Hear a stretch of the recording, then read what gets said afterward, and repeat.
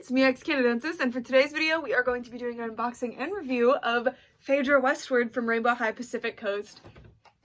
As you might assume, I'm very, very excited about her. She was the one that I went out a few days ago specifically looking for, and as a bonus, Harper and Bella came home with me. I've already opened Bella, so if you'd like to see the review of that, check on my channel. I uploaded it yesterday, in the time that I'm filming this video anyway. And now we're going to be opening Phaedra, and then tomorrow we're going to be opening Harper, and then stay tuned because we're also going to be opening the Pacific Coast playset. I have a ton of new Rainbow High stuff to unbox for you guys, and this is what Phaedra looks like in her box. So she represents the sunset as the sun rises in the east and sets in the west, so her last name is Westward, and her hair color is so cool. It's this mixture of yellow and pink and blue and purple.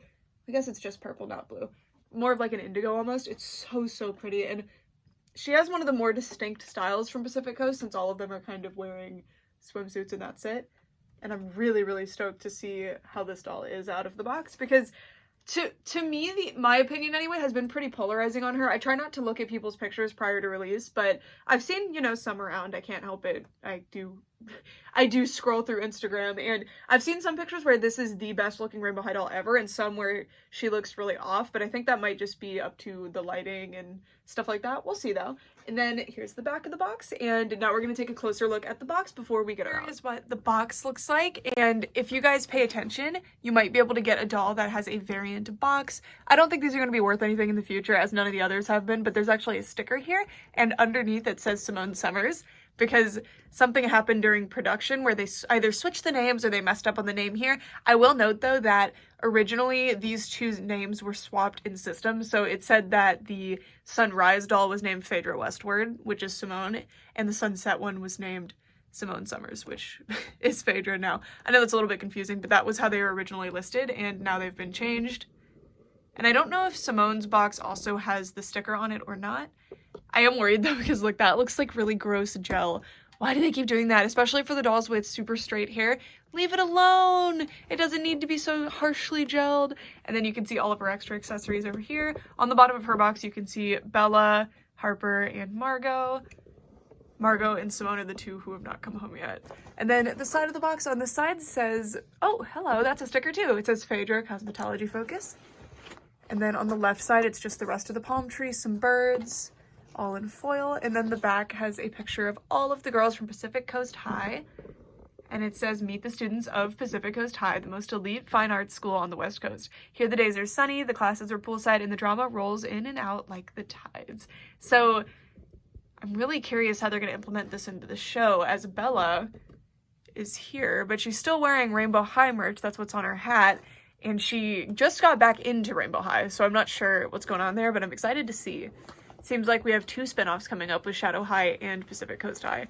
Alrighty, now I'm going to be taking her out of the box so that we can get a closer look at her. I will see Miss Phaedra out of the box, and she's really pretty. I don't think pictures did her specifically justice at all. She looks phenomenal. If you're going to go pick her out yourself in person, here's a couple of things I would look out for in terms of quality control. This is what I found from the dolls that I looked at. Make sure you pay attention to where this ends. Make sure that it's pretty even on both sides. Often I'll get a doll home and I end up really not connecting with her, and later I find out it's because these are not even. Make sure, this was a big problem with her specifically, that the inner corner has matching makeup. Mine is a little bit off, but not enough to bug me. And the eyebrows, make sure they line up with the edge of the makeup. If they don't, it starts to look a little strange. And then lastly, this doll has so many different colors right on the hairline, so you can get a really messed up hairline. Mine has a bit of a defect here, but I don't really mind it. And then also make sure the baby hair actually lines up with the hairline. As you can see over here, it does not.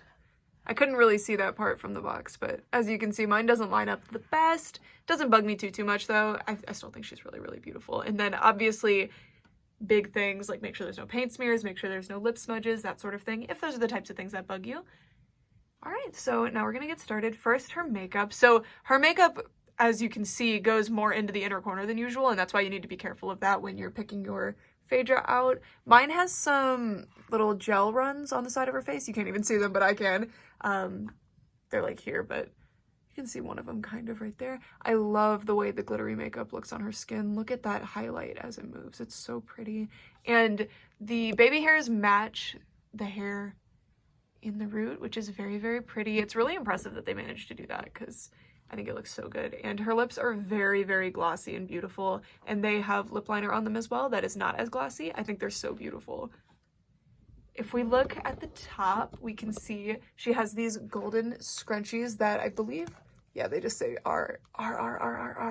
And then she has a visor as well that just says rainbow on a little stripe. I really like it, and I know if I cut the ties, it's not going to go back on anytime soon, so I'm not going to cut it just yet. And then her hair is styled into these two huge pigtails, and you can tell this is an extremely fully rooted doll.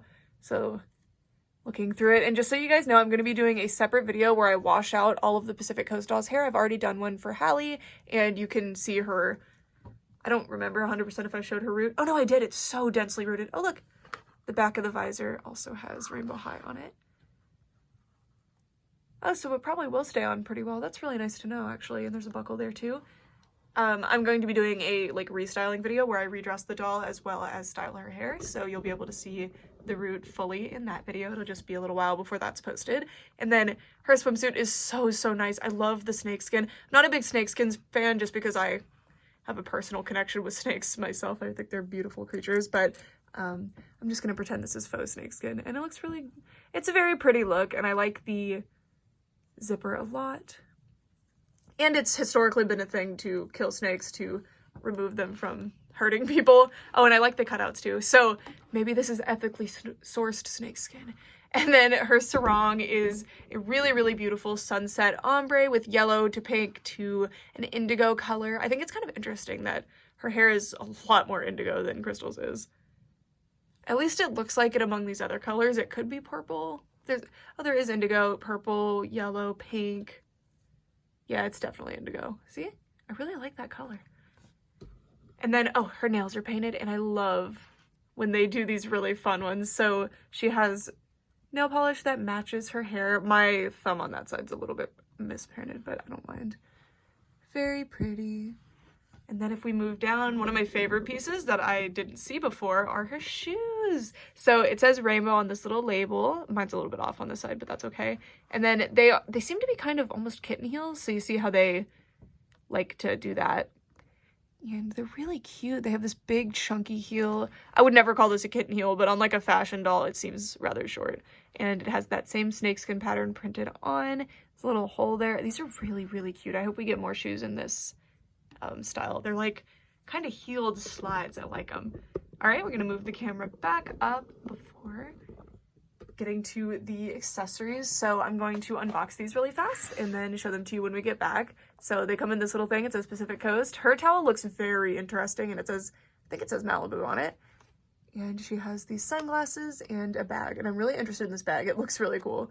All right, I'm gonna get these out and see you in just a minute. Phaedra's accessories are definitely my favorite so far. Look how cool these sunglasses are. I don't know what brand these are mimicking. I've never seen anything like this. So the lenses go outside of the frames and also don't fill the frames all the way. And they have these little brackets at the bottom. The lenses are ombre, and then there's a little tiny rainbow on the side. It's so cute. I really, really love those. And then her bag is also really nice. It's made out of kind of a plasticky vinyl material, and the inside is all holographic, and the outside you get a bit of that effect as well. It's so pretty. I really like it. I know this is probably the cheapest of all the bags, but I think this is my favorite so far. Love it. It feels like more of a shopping bag, almost like a high-end shopping bag, but so cute. I don't know, I just think it goes the best with the outfit. It's the easiest to use. It's really cute. And then her towel. How cute is that? I also have no idea what this is mimicking. Sorry, I'm not a big fashion person. It reminds me of when people like go to Mexico or something and they come back with that bag that says Mexico City, Mexico City, Mexico City all over it. I don't know if you know what I'm talking about, but it looks like that font. But this is so cute. And then it is actually, I always like to show this because I think it's notable. The Rainbow High, or the Pacific Coast towels are actually sized really accurately for the doll to be able to actually use them. Most doll towels, and I'm not kidding, are about this big, just a little wider. So maybe even not this long, to be honest. Oh, this is her comb, by the way, and her stand. They're pink, which implies that her color scheme is more of a pink, but I would definitely move it to purple.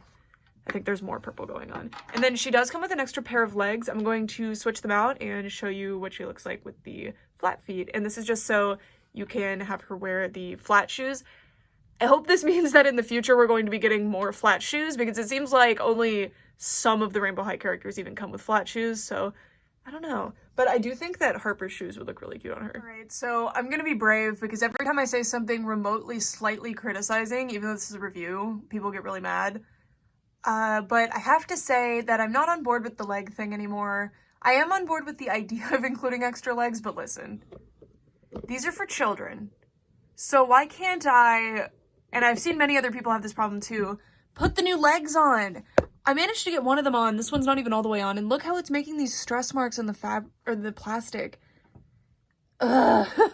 I'm aware of the trick of warming them up, but you shouldn't have to boil or hair dry or something made for a child. That's something you do with like garage kits to permanently put them together.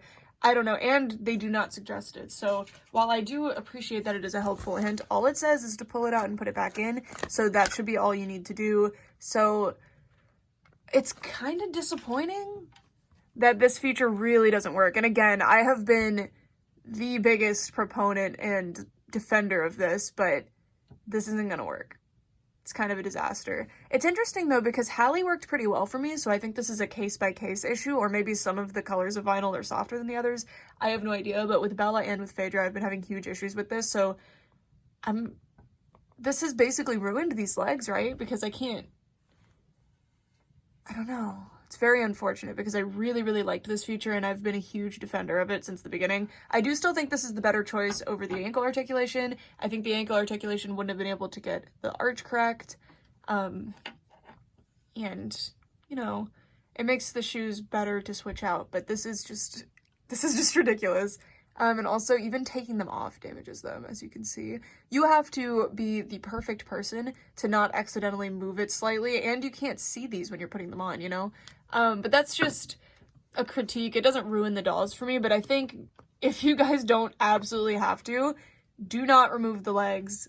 Just don't do it. It's not worth it, as you can see. And then if you are going to remove the legs, see if you can do a hairdryer or something. I just know that that's not the best option, because you might actually melt the doll. Ask me how I know that. I did some heat gun experiments on the joints, and they do melt, so you're gonna want to be really careful. And it's just the risk of burning yourself just to do a simple play feature that is specifically advertised with the doll is just kind of not great. But that is my one negative criticism for this doll.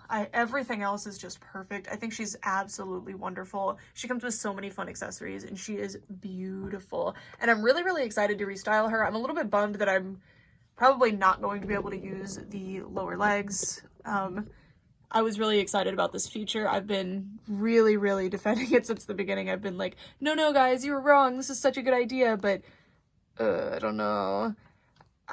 But I think in the future, I'm just going to heat them up to be safe so I don't ruin them again. But my point is that you shouldn't have to. I'm aware that it's a thing that you can do, but when it's advertised with the doll, meant to be for children, it's not really something you should have to do. But anyway.